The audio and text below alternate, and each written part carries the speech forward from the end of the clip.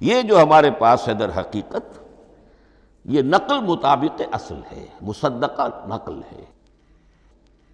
اب اس میں آپ سے عرض کر دوں کہ ایک بہت خوبصورت بات ہمیں جو ملتی ہے، تورات میں جو استثناء، جو صفر استثناء ہے ڈیوٹرانومی، اس کے 18ویں باب میں 18ویں اور 19ویں آیات جو ہیں اس میں ذکر موجود ہے، میں ان کے لیے انہی کے بھائیوں میں سے تیری مانند ایک نبی برپا کروں گا۔ اللہ تعالیٰ کلام فرما رہے ہیں یہاں حضرت موسیٰ علیہ السلام سے، آج بھی موجود ہے۔ اولڈ ٹیسٹمنٹ، ڈیوٹرانومی یا کتاب استثناء، سفر استثناء، اس کا 18واں باب، اس کی 18ویں اور 19ویں آیات جب چاہیں جا کر دیکھ لیں۔ میں ان کے لیے ان کے بھائیوں ہی میں سے تیری مانند ایک رسول اٹھاؤں گا، میں ان کے لیے انہی کے بھائیوں میں سے تیری مانند ایک نبی برپا کروں گا اور اپنا کلام اس کے منہ میں ڈالوں گا، اور جو کچھ میں اس سے کہوں گا وہی وہ ان سے کہے گا۔ یہ ہے جو پیشین گوئی ہے محمد الرسول اللہ صلی اللہ علیہ وسلم کی۔ اور یہاں وہ فرق واضح کر دیا گیا، اے موسیٰ تم سے تو یا تو ہم نے کلام کیا ہے یا تمہیں جو کتاب دی ہے وہ لکھی ہوئی دی ہے، لیکن جو نبی تیری ہی مانند میں برپا کروں گا۔ اب اس میں بھی نوٹ کرنے کی بات ہے کہ حضرت موسیٰ کے مشابہ نبی اکرم صلی اللہ علیہ وسلم کے سوا کوئی نبی نہیں۔ صاحب کتاب وہ بھی تھے، صاحب کتاب محمد بھی ہیں، صاحب امت وہ بھی تھے، اور صاحب امت محمد رسول اللہ ہے، تیری مانند۔ صاحب شریعت، حضرت عیسیٰ صاحب شریعت نہیں تھے، شریعت موسوی ہی کو نافذ کرنے کے لیے آئے تھے۔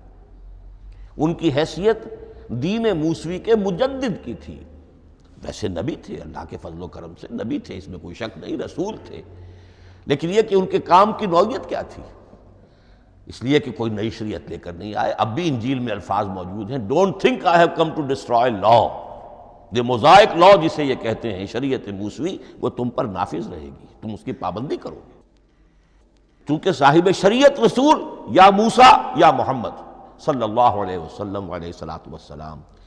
تو میں ان کے بھائیوں میں سے، اب بھائی کون ہوں گے؟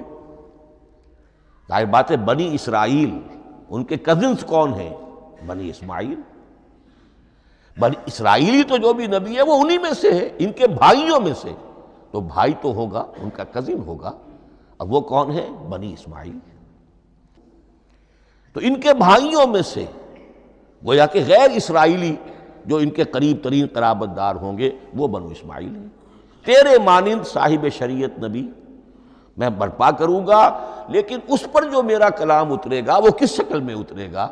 میں اپنا کلام اس کے منہ میں ڈالوں گا، اور پھر وہ جو کچھ کہے گا وہ وہی کہے گا جو میں نے کہا ہے۔ اب اس کے حوالے سے ایک بہت اہم بات سمجھ لیجئے، اور قرآن مجید کے دو اہم مقامات کی وضاحت اس سے ہو جائے گی۔ یہ کلام اللہ،